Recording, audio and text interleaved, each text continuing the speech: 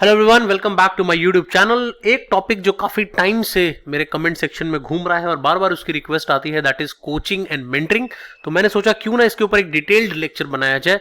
तो कोचिंग और मेंटरिंग को मैं 2 लेक्चर्स में कवर करूंगा। ये मेरा फर्स्ट लेक्चर है इस सीरीज में and that is called coaching and it's theories. अगले लेक्चर में आपको मेंटरिंग के बारे में बताऊंगा, साथ में हम कोचिंग और मेंटरिंग के बीच में क्या डिफरेंसेस होते हैं उसके बारे में भी बात करेंगे। But in today's session let's discuss what is coaching and what are various theories we have in coaching. So coaching होती क्या, पहले उसके बारे में थोड़ा सा बात कर लेते हैं। Coaching is an extended form of traditional education.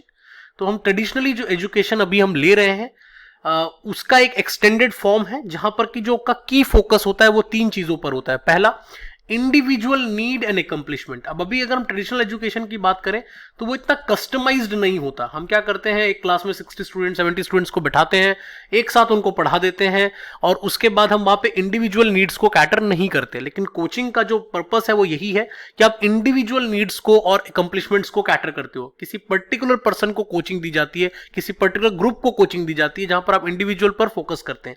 Second is close observation. Obvious सी बात है, जब आप नजदीकी इतनी बारीकियों से किसी की नीड को समझ रहे हैं तो ऑब्वियसली आपकी ऑब्जर्वेशन काफी क्लियर होती है, काफी क्लोज होती है टुवर्ड्स दैट पर्टिकुलर पर्सन। और तीसरी चीज impartial and non judgmental feedback. और तीसरी चीज जो यहां पे बहुत इंपॉर्टेंट होती है वो होता है फीडबैक मॉडल। अब फीडबैक मॉडल का यहां पे क्या मतलब होता है कि कोई भी पर्सन में क्या खामियां हैं, क्या अच्छाइयां हैं, उसमें क्या क्या चीजों की इंप्रूवमेंट की जा सकती है, कैसे की जा सकती है, इसका उसको टाइम टू टाइम फीडबैक दिया जाता है। और इन तीन चीजों पर आपकी कोचिंग पूरी तरह से डिपेंड करती है। The concept of coaching was first given by Harsen and Blanchard in 1960. अब हार्सन एंड ब्लैंकर्ट ने लीडरशिप के मॉडल दिए हैं, सिचुएशनल लीडरशिप मॉडल। अगर आप वो पढ़ना चाहते हैं तो उसका भी लिंक मैं डिस्क्रिप्शन में डाल दूंगा, आप चाहें तो वहां से पढ़ सकते हैं। अब उन्होंने ही सबसे पहले ये कोचिंग वाले मॉडल को डेवलप किया था, कोचिंग वाले कंसेप्ट को दिया था, जहां पर कि उन्होंने डिफरेंट लीडरशिप स्टाइल को भी डेवलप किया था based on situation and maturity of employees. तो उनकी जो एसएलटी की पूरी थ्योरी थी वो सिचुएशन बेस्ड थी, तो इस वजह से उसी के बेस पे उन्होंने कोचिंग मॉडल बनाया था कि कोचिंग भी एक लीडरशिप स्टाइल हो सकता है। However, the coaching style was introduced by the model by Daniel Goleman in 2002. तो फाइनली जो कोचिंग का जो मेन मॉडल निकल कर आया, जो coaching style as a leadership style बनकर आई, वो 2002 में आई जब डैनियल गोलमैन ने इसको ऐड कर लिया एज अ लीडरशिप। कोचिंग की कुछ प्री रिक्विजिट्स होती हैं, उसके बारे में बात कर लेते हैं। कोचिंग के प्री रिक्विजिट जो फर्स्ट है that is called willingness of the employee. आप तभी किसी को कोच कर सकते हो जब जिसको आप कोच कर रहे हो, अगर वो एम्प्लॉय है, कोई स्टूडेंट है, कोई पर्सन है, अगर वो विलिंग है कि वो आपसे कोचिंग लेना चाहता है, तभी आप उसको कोचिंग कर सकते हो। ठीक है, जैसे हम स्कूल्स के बाद कोचिंग सेंटर जाते हैं या ट्यूशंस जाते हैं, वो भी एक तरह का कोचिंग मॉडल ही है ना, कि आपने पर्सनली एक ट्रेनर रखा हुआ है, आपने पर्सनली एक टीचर रखा हुआ है जो आपको गाइड कर सकता है। लेकिन उसकी कोचिंग तभी पॉसिबल है जब जो स्टूडेंट है वो भी उसको सीखने का विलिंगनेस रखता है। सेकंड चीज, एनवायरनमेंट कॉर्डियल होना चाहिए।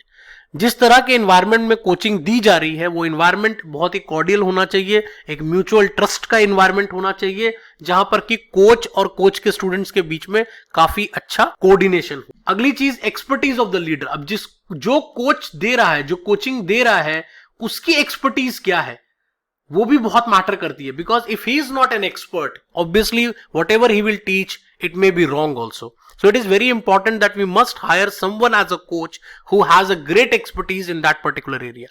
Otherwise आपका जो पूरा जो purpose of coaching है वही कहीं ना कहीं फेल हो जाएगा। Let's talk about advantages of coaching. Coaching की क्या एडवांटेजेस होती है? सबसे पहला जो एडवांटेज होता है that is your enhanced understanding to task due to challenging roles. अब सबसे इंपॉर्टेंट क्या होता है, जो कोच होता है वो कहीं ना कहीं आपको डिफरेंट रोल्स करवाता है, वो आपको पुश करता है टुवर्ड्स योर लिमिट्स। आप जितने आपके कंफर्ट जोन से आपको बाहर निकालता है, आपको टास्क की अंडरस्टैंडिंग बढ़ती जाती है, क्योंकि वो आपको लेवल बाय लेवल कराता है। पहले लेवल 1 कराता है, फिर लेवल 2 कराता है, फिर लेवल 3 कराता है। इस तरीके से कहीं ना कहीं आपकी टास्क की अंडरस्टैंडिंग भी बढ़ती जाती है और आपके रोल्स भी बदलते जाते हैं, चैलेंजिंग रोल्स आपको मिलते जाते हैं। Continuous leadership through creating new leaders. अब कोच का काम सिर्फ ये नहीं होता कि वो सिर्फ कोचिंग दे दे और छोड़ दे। कोच का काम ये इंश्योर करना होता है कि वो नए से नए लीडर्स को क्रिएट करे। ताकि आज जो लीडर है उसके बाद जब वो लीडरशिप से हटे तो कोई नया लीडर आ जाए, उसके बाद जब वो हटे तो कोई नया लीडर आ जाए। तो कोचिंग का जो मेन पर्पस होता है वो क्रिएटिंग न्यू लीडर्स होते हैं, तो इसलिए कंटिन्यूअस लीडरशिप आपको बनाई रखनी है। Increase motivation and productivity, obviously coaching model में क्या होता है, पर्सनल अटेंशन होता है, कोचिंग मॉडल में आपकी विलिंगनेस होती है, कोचिंग मॉडल में आपका मोरल हाई होता है, आपको फीडबैक मिल रहा होता है, तो उससे आपका कहीं ना कहीं मोटिवेशन लेवल हाई होता जाता है। आपको लगता है कि यस, अगर मैं इस तरीके से करूंगा इस काम को तो मेरी और प्रोडक्टिविटी बढ़ जाएगी। जो नेक्स्ट है हमारा, that is called better work culture. Obviously coach model जो है वो थोड़ा बेटर वर्क कल्चर इसलिए क्रिएट करता है क्योंकि कम्युनिकेशन काफी क्लियर होता है, ट्रस्ट होता है कोच और कोची में, मतलब जो स्टूडेंट्स होते हैं उनके बीच में कहीं ना कहीं एक अच्छा कम्युनिकेशन होता है, ट्रांसपेरेंसी होती है, एक ट्रस्ट फैक्टर होता है। वो सारी चीजें एक अच्छे वर्क कल्चर को बनाने में हेल्प करती है। Next is reducing employee turnover. अगला जो हमारा इसमें सबसे बड़ा बेनिफिट ये होता है कि जो टर्नओवर होता है वो भी थोड़ा कम हो जाता है, बिकॉज एम्प्लॉयज या जो भी लोग कोचिंग ले रहे होते हैं उनका कहीं ना कहीं मोटिवेशन लेवल हाई हो जाता है, जिससे उनका सेटिस्फैक्शन बढ़ता है, और सेटिस्फैक्शन से फाइनली उनके जो एम्प्लॉय टर्नओवर है, मतलब उनका जो एब्सेंटिज्म रेट है वो भी कम हो जाता है। तो कोचिंग जो है वो बहुत तरह से आपको फायदा करती है as an organizer. Let's talk about disadvantage. अब उसके डिसएडवांटेज क्या है? सबसे पहला जो डिसएडवांटेज है वो अनविलिंग एम्प्लॉइज हो सकते हैं। जैसा मैंने आपको पहले ही बताया था कि प्रीरिक्विजिट में ही बता दिया था कि कोचिंग मींस विलिंगनेस। अगर विलिंगनेस नहीं होगी तो कोचिंग कभी भी पॉसिबल नहीं है। और अक्सर ऐसा होता है कि जब आप एक ग्रुप को कोच कर रहे होते हो तो वहां पर कुछ लोग तो विलिंग होते हैं बट कुछ लोग अनविलिंग भी होते हैं, और उन अनविलिंग लोगों की वजह से जो विलिंग होते हैं उन पर भी इफेक्ट आना शुरू हो जाता है। And that is the reason why जो one of the major disadvantage होता है कि वो अनविलिंगनेस होता है। और कई बार क्या होता है, इनिशियली लोग विलिंग होते हैं लेकिन धीरे धीरे वो अनविलिंग होने लग जाते हैं डिपेंडिंग अपॉन द रिजल्ट्स, क्योंकि जरूरी नहीं है कि कोचिंग जो भी कोच बता रहा है वो हर बार सही होगा, राइट। तो उसकी वजह से जब रिजल्ट नहीं आते तो लोग अनविलिंग होने लग जाते हैं। Second is time consuming. Coaching जो है वो टाइम कंज्यूमिंग होती है। It is not something which is like a miracle कि ओवरनाइट हो जाएगा। इतना टाइम लगेगा। जब आप अपनी पर्सनल प्रॉब्लम्स बताएंगे, कोच उसको समझेगा, उसके सॉल्यूशन को बताएगा, फिर आप उस सॉल्यूशन पे अमल करेंगे, फिर उसके रिजल्ट्स निकल कर आएंगे। तो कहीं ना कहीं थोड़ा टाइम टेकिंग है। तीसरी चीज कि यहां पे जो लीडर है, जो कोच है, वो भी अनक्वालिफाइड हो सकता है, और इसी वजह से मेजर एरर यहां पर आ सकता है। बिकॉज जो कोच है अगर उसका ही आइडिया नहीं है, उसका एक्सपीरियंस नहीं है, या वो प्रेशर को हैंडल नहीं कर सकता, या वो लोगों को हैंडल नहीं कर सकता, उसके पीपल स्किल्स उतने अच्छे नहीं है, तो कहीं ना कहीं प्रॉब्लम आ जाती है। Next is difference in opinion. अब कई बार क्या होता है, जो कोच है उसका कुछ और ओपिनियन है, जो उसके टीम मेंबर्स है जिनके साथ वो कोचिंग कर रहा है जिन लोगों का, उनका ओपिनियन कुछ और होता है। जब इन दोनों का सिंक नहीं बैठता तो उनकी सिनर्जी नहीं बनती, और उनकी सिनर्जी नहीं बनती तो कोचिंग वाला जो मॉडल है वो सक्सेसफुल नहीं हो। अब let's talk about the models of coaching now. Coaching में जो दो मॉडल्स हैं वो है, एक है कॉल्ड एज ग्रो model, other is called FUEL model. और दोनों ही मॉडल काफी पॉपुलर मॉडल है। वैसे और भी मॉडल्स हैं बट ये दो जो है वो काफी पॉपुलर है। Let us discuss the models of coaching. The first is called the grow model. अब grow model was propounded by Graham Alexander, Alan Fine and John Whitmore. ये तीन लोगों ने मिलकर इस मॉडल को दिया था। अब ग्रो का एक एक्रोनिम है ग्रो यहां पर, और ग्रो क्या क्या स्टैंड करता है उसके बारे में बात करते हैं। तो G stands for goal, R stands for reality, O stands for option या obstacles, and W stands for way forward या विल। ये इसका मेन फुल फॉर्म है। अब इसमें 4 स्टेप्स होते हैं, उन चारों स्टेप्स के बारे में बात करते हैं। तो जो फर्स्ट स्टेप है that is called deciding the goal. सबसे पहले जब कोच और उसके जो टीम मेंबर्स इकट्ठे होते हैं, सबसे पहले वो एक गोल डिफाइन करते हैं कि हमें गोल में क्या लेना है। अब गोल कैसा होना चाहिए, गोल के ऊपर ऑलरेडी मैंने एक लेक्चर बनाया है कि स्मार्ट गोल्स क्या होते हैं। स्मार्ट मतलब स्पेसिफिक होना चाहिए, मेजरेबल होना चाहिए, एक्सेसिबल होना चाहिए, टाइम बाउंड होना चाहिए। तो ये सारी बातें मैंने एक्सप्लेन की। मैं उस लेक्चर का भी लिंक आपको डाल दूंगा, आप वो भी देख सकते हैं। तो स्मार्ट गोल्स होने चाहिए सो दैट कि आप गोल्स को बाद में मेजर भी कर पाओ। सेकेंड स्टेज पे क्या करना है, एस्टैब्लिशिंग द रियलिटी। अब दूसरे लेवल पर आपको अपने रियलिटीज को चेक करना है। रियलिटी का मतलब है कि किसी भी गोल को अचीव करने में 2 तरह के ऑब्स्टेकल्स आ सकते हैं। One is called internal obstacles और another is called external obstacle. अब जो इंटरनल ऑब्स्टेकल्स होते हैं वो ऑब्स्टेकल्स होते हैं जो विद इन लेवल से आते हैं, मतलब जो टीम के अंदर अंदर ही प्रॉब्लम्स आ रही हैं, उनकी वजह से जो ऑब्स्टेकल्स आ रहे हैं, those are called internal.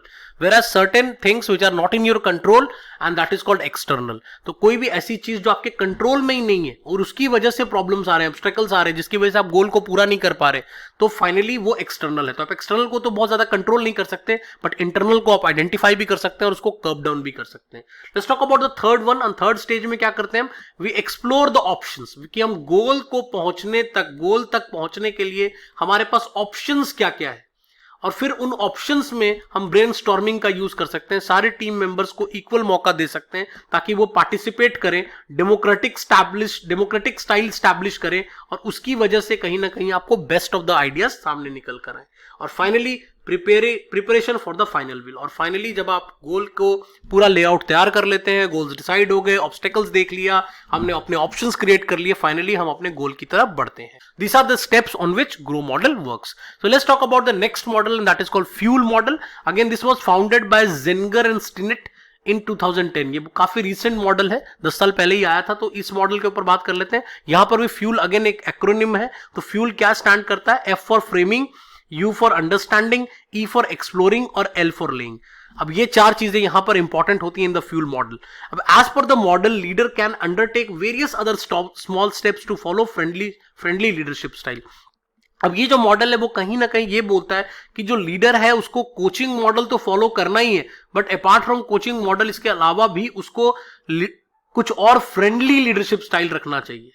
Friendly का मतलब है रिलेशनशिप ओरिएंटेड रखना चाहिए रादर देन टास्क। थोड़ा सा डेमोक्रेटिक स्टाइल या लेसेस फेयर रखेंगे तो ज्यादा बेटर रिजल्ट्स निकल कर आएंगे।